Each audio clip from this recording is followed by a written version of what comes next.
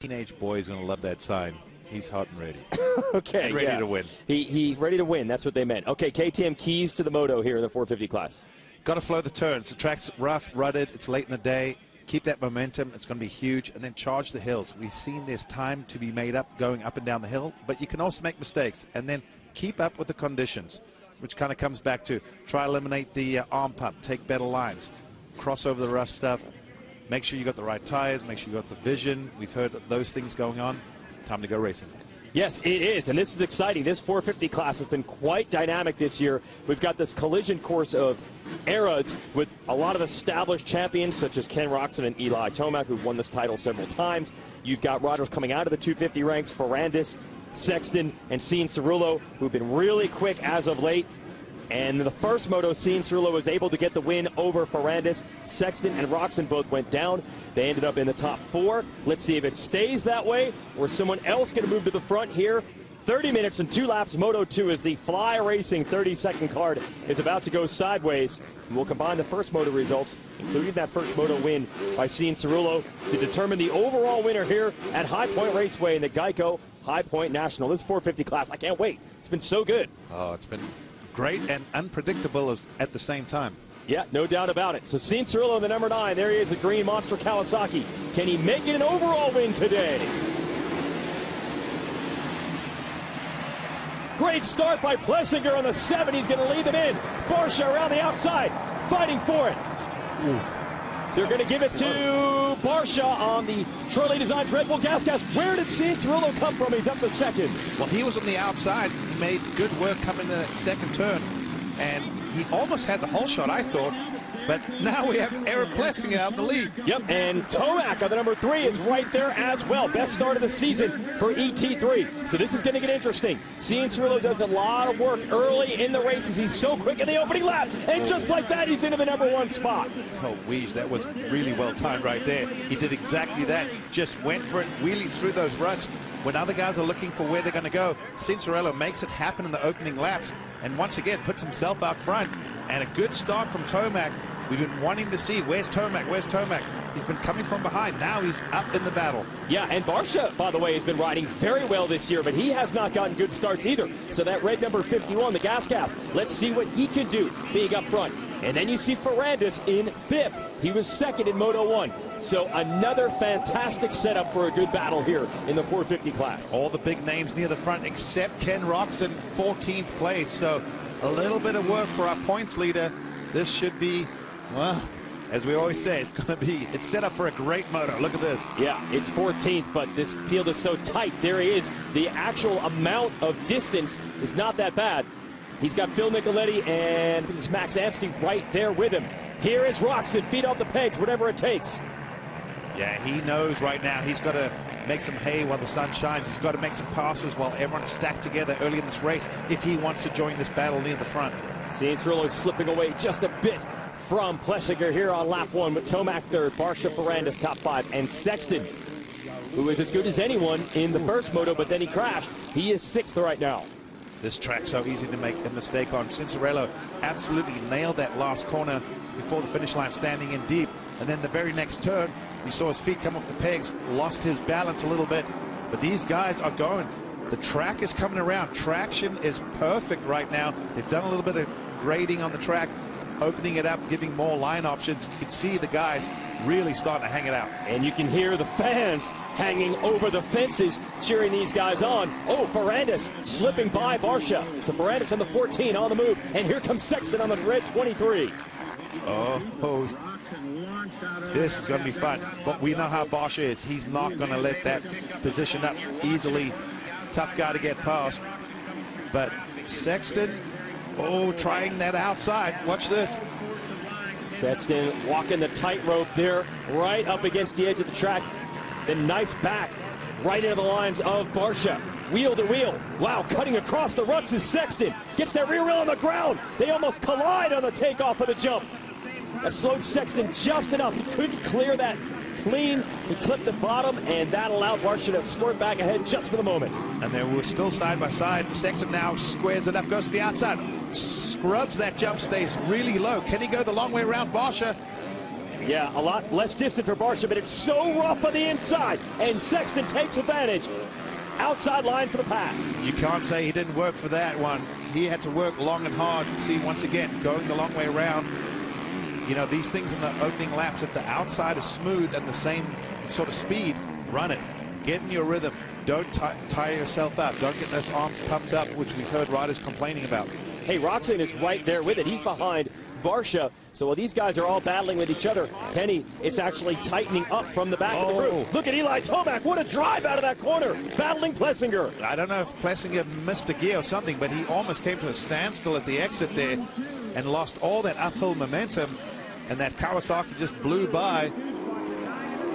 Well, this is it. Kawasaki 1-2 right now with Cianciarulo and Tomac. So we wanted to see what Tomac can do with a good start. It's pretty good right now, up into the number 2 position. I don't know if I'm reading too much into this, but I feel like Eli looks a little bit different than I've seen the first 5 motos, and I think that's a good thing. Okay. So keep an eye on the number 3. He looks like something's just working at the moment. A little bit of that old flair coming back, but good thing he does not have a review mirror because it is packed. Oh, Ferrandis, Sexton, and Roczen slipped by Barsha. He is wasting no time, Roczen. Wow. 14th, and he is now in 6th. That is damage control at the max. So he is now going after his teammate. Unbelievable, he's on the inside. Can he get Sexton right here? Ferrandis right in front of him. Sexton had more momentum around the outside, was able to get there. Those lines are starting to come together the way that exit ends up, and then a little mistake from Sexton. Roczen almost had a little sniff of getting up the inside. Jumping downhill. Which move is going to happen first? You've got Ferrandis battling Plessinger, Yamaha teammates. Then you've got Sexton battling Roczen, Honda teammates. And all 4 of them together now. I like how Sexton is taking different lines and avoiding the rough stuff, but Ooh, that was beautiful. He turned those 2 big braking bumps into a double, but it wasn't quite enough to get his teammate. He's on the inside now. Not enough room. That is one thing Ken Roczen is so good at doing, is being able to jump through the rough stuff and make it look smooth. Oh, Ferrandis. He was trying to make a move on Plessinger. He made a mistake. Sexton almost goes down too. It's hard to keep track. Sexton was Supermaning out of that turn. They got his feet ripped off in that deep rut. Don't even know which battle to watch. Unbelievable. 4 riders in the same section right now. 3rd, 4th, 5th, 6th. Look at Ferrandis. Trying to make a move on Plessinger. He wants to get to the inside for this left-hander. And Plessinger knows it. And again, AP out of that turn just didn't get the drive he wanted. And that allows Ferrandis to slip by. Roczen, a huge charge. Is that going to be enough? Yes. He gets Sexton and Plessinger. And Plessinger just got absolutely taken advantage of right there.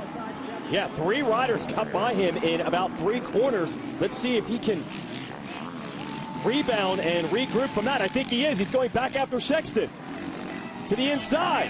Oh, they were pinched there. Their lines almost came together. But now for Sexton, for Plessinger, there's a slight gap. He can fit in behind Sexton and go with this battle. He's got the speed. Don't get flustered. Don't let these passes, hold you back for the rest of the moto. Critical juncture right here. Early in the series, it's 14, the Monster Star Yamaha of Ferrandis and the Red 94 of Roczen Honda HRC. They have been the 2 best riders. They're battling for the points lead, albeit early, and now they're battling head-to-head on the racetrack. This is setting up to be a great moto. I think right now the guys just taking a little breath like we are. Those opening 8 minutes was sensational. Look at Plessinger coming right back on Sexton. Oh, a ton of speed through that turn. Jump to the outside. But you can tell the track's getting a little rough. It's starting to dry out. It's changed quite a bit from their first moto. And even though they did a little track work, you can see these guys still trying to figure it out. Cianciarulo's lead over his teammate Tomac is 1.7 seconds, so we could have a battle brewing for the lead here as well. Alongside this tremendous battle. Although, like you said, they've taken a breath. They've settled in just a bit. Roczen's there. Roczen is looking to get Ferrandis. It's going to be on the inside, downhill. And as I said, Tomac is starting to close on Cianciarulo up front. Oh, look at Kenny. Back to the outside. He'll get a good drive. Ooh, but Good job by Ferrandis. He knew that was coming, shut the door, took the line away. Yeah, these are two experienced riders for sure, and fun to watch them battle. You got the smooth Roczen and the very aggressive Ferrandis as they fire through the mechanics area and across the start. Oh! Roczen launches it. Here's that billboard turn. He's got a back. better angle. Yep. He's going to square it up. Outside to in, and Ken Roczen has made the pass for third. Oh, that was beautiful. He wanted to use that outside after the finish line, but Ferrandis, maybe he knew or didn't know, but took that line away, so Kenny couldn't do anything, and then Ken just launched that turn, got to the outside, squared up the bank turn, and the crowd are going nuts. Woo! Ferrandis, a huge drive downhill. An equally big drive for Roczen around the outside. Wheel to wheel. Who's going to exit? Ooh. A big scrub by Ferrandis. Momentarily, he's taking it back. They're going to meet on the exit of this corner. He's going to take the line away, Kenny, because of the ruts. Now Kenny goes to the outside. They've been side by side 3 or 4 corners. Ferrandis locks it back down. What great racing. Sensational. He triples that inside. We hadn't seen that since practice. When it started raining, no one did that triple. Watch that and see if that comes a factor later in this moto, because that's a good, clean line. Hey, we've been talking about how tough Ferrandis is. This is an unbelievable charge by Roczen, an unbelievable pass. Ferrandis shrugged it right off and came right back at him to reclaim the spot. Woo! Okay, so first we'll show you the Roczen pass, and then you can see Ferrandis got him back. Great racing early in 450 Moto 2 at High Point. The billboard turn is back for the first time in 18 years. Roczen, outside to in. Classic motocross move. But Ferrandis fighting right back. A good battle between these two.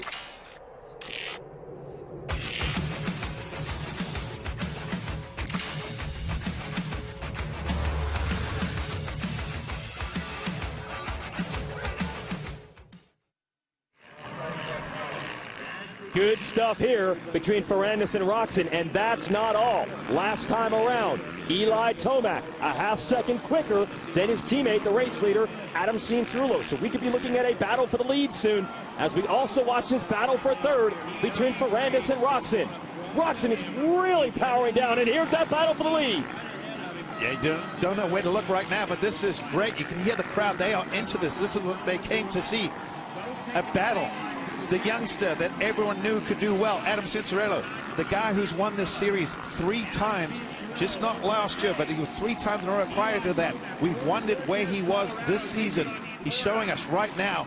This track has just really evolved into such a great racing facility later in the day. Absolutely, plenty of places to make passes. You just go back and watch that battle with Ferrandis and Roczen. I'll tell you what, though, it's impressive what these two Kawasaki riders have done. We have seen Ferrandis and Roczen absolutely sending it, and these two have a pretty good gap. Well, I think that actually, when you watch that battle, yeah, hold each other a little bit. Look at Eli over the top of that crest there. That was impressive. And flying into that corner. This is the Eli Tomac that we expect to see in Lucas Oil Pro Motocross.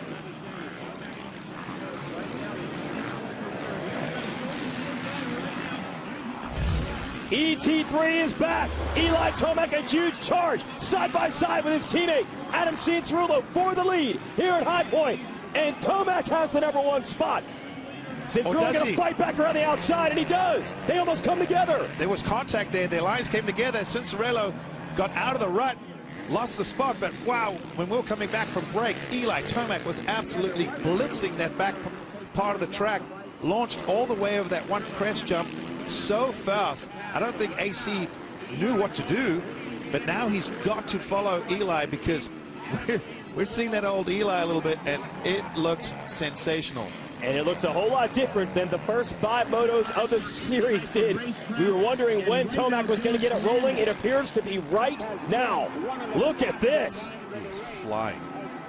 That's the Eli Tomac that you expect to see in Lucas Oil Pro Motocross, the 4-time national champ, 3 straight titles in this 450 division. I don't know what's changed, but it changed in a hurry.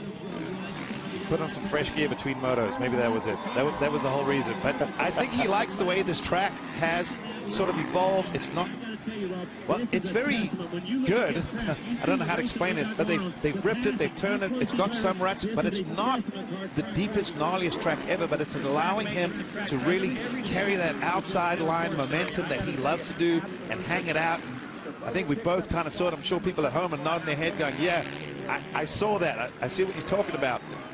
It's fun to watch. Well, you picked up on it immediately that you looked a little different. And let's also mention this is the first really good start of the year that Tomac's gotten in a moto, so that doesn't hurt either. This battle, Ferrandis on the 14 and Roczen in 4th. See how they're all tripling into their turn now? This is how good these guys are. They are changing their lines and jumping things mid-moto that they haven't done pretty much all day. Some of them hadn't done that. And just changing mid-moto, I can tell you from experience, it's extremely hard to just do stuff you haven't done before. You're kind of going a little bit winging it on a prayer type thing. And you're not just talking about lines in a corner. You're talking about jumping something. Yep, line jumps and landing, jumping through ruts and landing back in ruts. Event points as they run, that would be the overall for today's race with both motos combined. Seeing Cerullo running second in this moto is in control of that. He's sitting on 1-2 moto scores. You see it'd be Ferrandis second overall and Tomac third. So Roczen's got a lot to race for here. It's been a phenomenal start to this moto by Roczen because we had him in 14th early. He's charged all the way up to 4th. But he momentarily took the measure of Ferrandis, and Ferrandis fought right back. Right now, starting to stretch it out a little bit. Yeah, that's what I've really grown to respect from Ferrandis. He is really tough. I don't know if he was just born with that, something he learned, something that maybe his coach David Villeman beats into his head. Because I think any former rider can tell you one thing: don't let someone who's got a little more raw speed than you beat you up or kind of own you mentally. Fight, grind, get everything you can out of it. And that's exactly what Ferrandis does. But Kenny, once again, regroups, finds his groove. And you can see putting the pressure back on, and he's got 15 minutes to do some more work on Ferrandis. And what else, Weege? Yeah, you could save 15% or more on your insurance if you call Geico. The 15-minute phone call. Man, time flies when you're watching these battles. Tomac getting around seeing Cerullo. That was a good fight. And these two, Ferrandis and Roczen, what a battle it has been throughout. They have left Sexton behind. Barsha, Plessiger having a rough one. He's actually gone back to 7th now. Barsha's gotten around. Muscan, Craig, Savacci, Roundagger top 10. I don't think it's over. Roczen wants to make this pass. Well, if you even just look at the last lap, 205, 205, 205, 205. I mean, the front four a couple tenths away on a rough, gnarly, rutted track late in the day. A quarter of a second is basically nothing. Roczen experimenting with the lines here. He was using that inside for a little while. Now he's along the outside, just like Ferrandis. Back to our leader, Eli Tomac. Points-wise, he's in a massive hole. I don't even think they're thinking about championship at this very moment. It was just get back on track, get the momentum going, and this would be massive for Tomac to take this moto win. It really would be. I think for him, it would give him a little, peace and quiet, because a lot of people have been asking what's up with Eli Tomac. He's the favorite, especially when you consider that Zach Osborne, last year's champion, the only guy that's beaten him in the last 4 years, is out with a back injury. People would have said, yeah, he's the favorite on paper. He's got the results to back it up. He's one of the winningest guys. And then first 2 rounds, fighting for top 10s. It just didn't make sense. But wow, we said it before. If you're 1% off, you look mediocre. Well, Eli Tomac must have found 1.5% because he looks incredible right now. Yeah, and also it doesn't help that this field is so tightly bunched this year that the difference between off used to be maybe 4th. It's been 8th, 9th for him. Suddenly, Eli Tomac leading races again.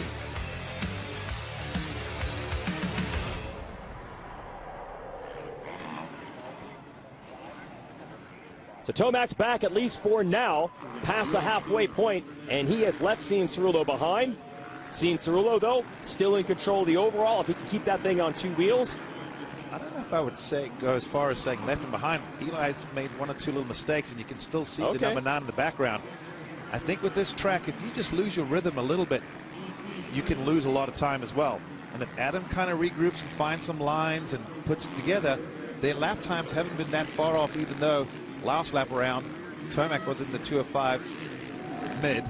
AC was a 207 low. But now they're getting in traffic. You're having to mix things up. That gap could fluctuate. Tomac through traffic, yeah, that could be a factor as well.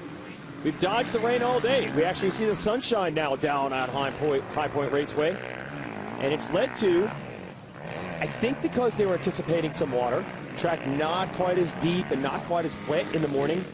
And the riders really liked it when the track formed up that way at our last event in Colorado.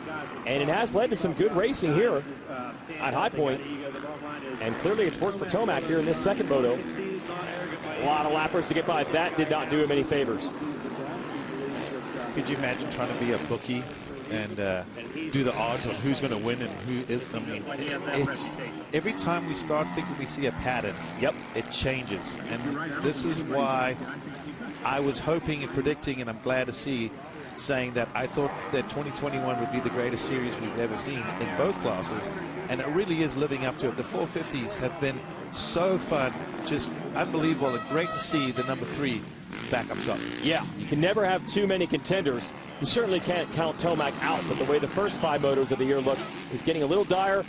He has picked it back up, and the lead is 4.8 over Cianciarulo. We're back here, High Point National. Eli Tomac just starting to inch away. He's up to almost 5 seconds. He was slowly pulling away from his teammate Cianciarulo, but the last time around, here in a 2:07.8, and Cianciarulo a 2:08.2. We added about a half-second to lap each time. Yeah, he pulled away that last lap. When he was coming out of that triple, you could see AC in the background. Now he's further behind. That is just so pretty.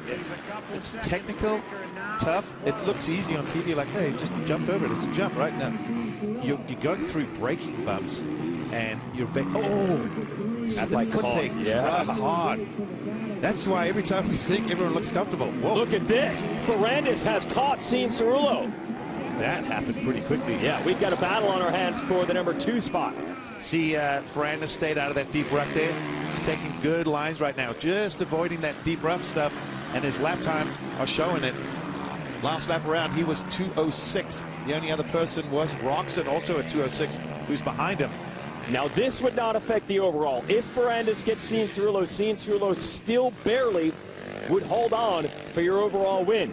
But Roxon is still lurking back there as well. So there's a lot to play for here in the final 10 minutes and 2 laps. Well, the other thing for Cianciarulo, if Ferrandis gets around him, Ken Roxon's right there too. And Ken is starting to get that late moto kind of groove back going, finding his lines, adjusting with the track. Yeah, if they both get Cianciarulo, then potentially Ferrandis is looking at your overall win today without even winning a moto. It could be a 2-2 to get it done. Long way to go before we're there. As a matter of fact, it looks like Cianciarulo has either responded to Ferrandis or this side of the track is a little better for the number 9. I kind of feel like that's how it's been all day. Yeah. Either a mistake, or we've seen riders being, you could say, better on the north side of the track or better on the south side. Once they get through this little ravine area, we've certainly seen riders making the most of one side of the track or the other. Ken Roxon just stood all the way through that rut, downhill, off camber, only sat at the very exit. Meanwhile, a little mistake by Ferrandis, had feet off the pegs. And held up by a lap rider badly, almost went down. Yeah, they made contact there. That really could have gone ugly there. Ferrandis lucky to stay up, but he did lose some ground. You've been saying it's hard to track just when you think you have the trend figured out in this series. It's the same thing with this moto. Anytime it looks like a rider is making a charge, making a move, then it flips. So now Ferrandis, who 1 lap ago, it looked almost inevitable that he was going to take second. He might not even hold on to third. Yeah, now he went from attacking to defending, and I believe we have a replay of what happened. So watch Ferrandis. See the lap, I think he gets a little cross rider, but Ferrandis is trying to cut to the inside. Watch right there. See the rear wheel touches his rear wheel. Oh my goodness, that was even, there's a big bump at the exit there. Ferrandis almost got whiplash out of that. I can't believe he stayed in the bike. That was even worse than we thought now that we saw it in slow motion. Roxon got a front row seat to it, and he's putting the hammer down. Roxon finding the smooth stuff on the outside. Yeah, he's also trying to venture, you know, if you follow someone and you lose a little ground, you know not to use that line. But late in the motos, those insides that everyone's been going to are getting chopped up. So he tried to go all the way around the outside. It wasn't quicker, but he didn't lose much. But he kind of knows, hey, worst case scenario, if I have to use that, it works. See another outside line there. Cianciarulo has responded. He just ran a 2:06.7. He was drifting into the 2:08s at one point. So don't know what the situation was, but once Ferrandis got there, Cianciarulo ratcheted the pace back up. That's exactly what happened. He found out the pressure better go. Makes you kind of change your mindset a little bit to like, come on, let's go. I've got to do this. I'm not losing positions. And you don't often see final 6 minutes of a moto in this class where you got 3 riders duking it out. Ferrandis a mistake and didn't even lose time going into that corner. Yet shooting right up to Cianciarulo. Oh, he almost jumped onto his back tire there from the inside. Did that step down. And here's the thing. If these, mistake from Cianciarulo. He's left the door. Something is wrong here. He's losing all kinds of time. I'm not sure what happened there. He doesn't have a flat, does he? That bike is kicking all over the place. And who's going to leave the brakes off in this corner? Cianciarulo going to drift wide and back in the line of Ferrandis. So he's back under control, at least to some degree. Ferrandis right there again. He's got the inside line. He can take the line away at the exit. Can he get there? Oh! Cianciarulo just held it wide and just found an opening to hold Ferrandis off. Ferrandis going to try again, and Roczen is right in it as well. Almost 3 wide. It is 3 wide into this corner. Can Roczen get them both? Roczen and Ferrandis side by side. They have got by Cianciarulo, which is actually going to change the overall win today. Oh. Unless Roczen can get Ferrandis, and Ferrandis just shut the door. He shut the door there. That was a smart move. And there was a lap to deal with that to pick their line. Cianciarulo now fighting back on the outside. This is unbelievable. I don't know if I've ever seen racing like this in the 450 class. Cianciarulo trying to come back on Roczen. Roczen trying to get Ferrandis. And meanwhile, Eli Tomac is glad he knows nothing about this battle because it would wear him out just thinking about it. Cianciarulo is not done. Couple of bad segments there, and he's right back in it. Roczen showing a wheel to Ferrandis, who at least temporarily is in control of the overall for the weekend, and he almost goes down. And shuts the door, but if you look at the overall point standing, Ferrandis would win the overall with a 2-2. Cianciarulo with his first and a fourth would miss it by 1 point. Tomac would be on the podium for the first time this season. All right, now it's down to who's going to dig deep. Yeah, this is all about picking the right lines. Don't make mistakes. You know, everyone's hanging it out. They're hyped up. The crowd's going. I mean, you know that the 94 and the 14 know exactly what's at stake. They want to leave here with a red plate, meaning the points leader. This section of the track not working as well for Cianciarulo. Temporarily, at least, they pulled away. I've got to qualify everything with temporarily because it has been changing lap to lap here at High Point.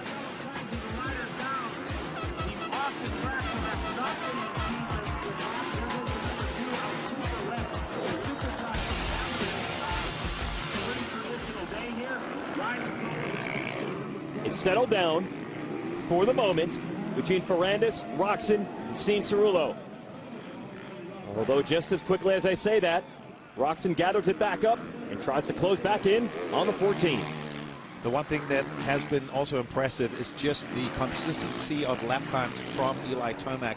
He's been cranking pretty much 206s for the most part, lap after lap. Also, fastest lap of the race, he did a 203. That lap that we were talking about earlier in the moto, we were like, who is this guy? Yeah. Well, we know who he is. He just came back. Yeah, yeah. Where's that guy been? Yeah, E.T. phoned home finally, and he's back to where he belongs. And 203 was just incredible. And once again, he did another 206. He just crossed the line. Let's see what these guys behind him are doing. They were 208 last lap. 208. Whoa. Ferrandis, 205. Almost his fastest lap of the race. Late in Moto 2. So he's responding to the challenge of Roczen. Meanwhile, up front, Tomac, he's giving these guys something to think about. We'll have another weekend off, and then we're going to Redbud. Roczen is there, challenging Ferrandis. They both know how important this position is. It might be second and third on the track, but this is for the championship lead going to the next round. Bragging rights. And these are just gritty competitors. Oh, so fun to watch.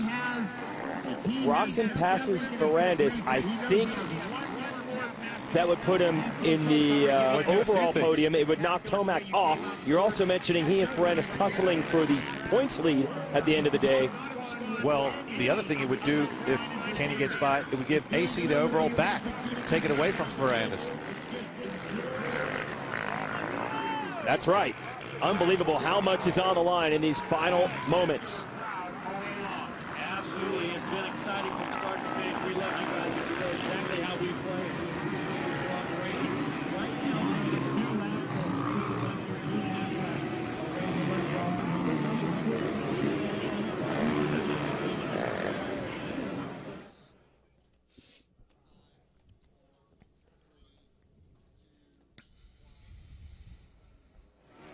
Well, as we watch Eli Tomac bounce back today in Lucas Oil Pro Motocross, similar situation for MotoGP tomorrow. It has been a rough return to MotoGP for the once dominant Marc Marquez, but we're going to the Sachsenring in Germany. He's won 7 in a row in the Premier class. Can Marquez suddenly go right back to the front, kind of like Tomac's doing right now? I think he can. He looked good in practice earlier, and he loves that track. He's so good. He's finding his old form. That's tomorrow, 11:30 Eastern, Sunday night on NBCSN. Here's Dylan Ferrandis on the number 14, the Monster Energy Star Racing Yamaha, running in the number 2 spot. He has been fending off pressure from Ken Roczen throughout. 1 lap ago, Roczen was right there trying to get by. Ferrandis just gritty. Anytime Roczen gets there, Ferrandis has an answer. Temporarily, Roczen had actually made the pass on him in that corner about 20 minutes ago. Ferrandis fought back, and it puts Ferrandis, at the moment, in control of the overall for the day. He would have 2 second-place finishes. They have left Cianciarulo behind. He is in 4th. He won the first moto. He's looking at a 1-4. For Ferrandis, this won't be his greatest win ever, maybe, with a 2-2. But when he reflects one day, I think this may be one of the greatest days for him. He's going to, if things stay the same, which in this 2.5 laps, there's a lot going on. Yeah. He would have dug deep, fought hard to go 2-2 to get the overall and wrestle the points lead back and go into another break with the momentum, with the confidence, with everything. See him take a look over his shoulder. Right now, he's just, all he cares about is Roczen. Eli Tomac has checked out. I mean, ET is back, at least for now. Is this going to happen all season long? We hope so, because we want to see great racing. But at the same time, the Ferrandis-Roczen battle, it's, you know, when it's not, I always say, it's not personal, but it's personal. Because they know what's at stake. You know what I mean? It's a championship. It's a big prize. Yeah, we don't have any history between those two as a rival or anything like that. But at the same time, they know, at least today, those are the two that are battling for the points lead. They might be dealing with Tomac at some point as well, as Eli has served notice that he is not done winning races in this championship. It's not going to be the overall for the weekend. We'll show you the motosport.com whole shot replay as Tomac works on a moto win. He didn't get the whole shot, but it was his best start of the year. It was close. Barsha, a good start. They were almost Tomac around the outside. See, you said, where was Cianciarulo coming from? Yes. He had that good entry into the second turn. Look, it was almost three wide right there, and then Eli right there. And a 7 of Plessinger. Yep, and Eli right there as well. Eli took a few laps into the number 2 spot, and then he got rolling, and it was unbelievable. We saw a blistering fast lap. He got around Cianciarulo, and he has been in control ever since. So whatever the problem is, it's over, at least for now. We'll go to Redbud. Eli likes that track, as does everyone, in 2 weeks' time. And we'll see if this is the start of something. And listen to the crowd. Oh, they've been treated to some great racing. I mean, the crowd just came out in massive numbers, very passionate, very vocal, what we love at the outdoors. And now that they're allowed to be out there and enjoying this, it's really helped with the atmosphere. You hear the riders talking about it.